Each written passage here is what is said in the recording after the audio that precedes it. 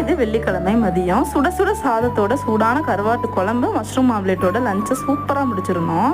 ஒரு 3 o'clock orange பழ தோல் வச்சு நாங்கள் 2 பேருமே வந்து ஃபேஸ் பேக் ஒன்று ரெடி பண்ணி போட்டுக்கிட்டோம்.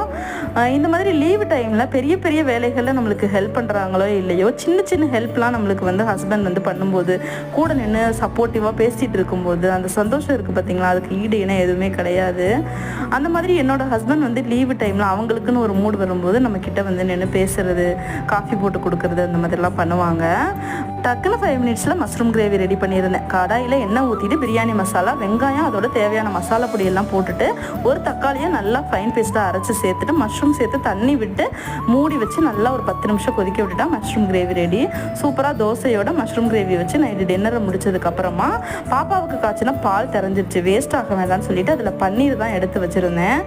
வேலையெல்லாம் முடிச்சதுக்கப்புறமா கீரை வாங்கிட்டு வந்திருந்தாங்க, அதை தான் ஆஞ்சிட்டு இருக்கேன். இன்னொரு வீடியோவில் பார்க்கலாம்.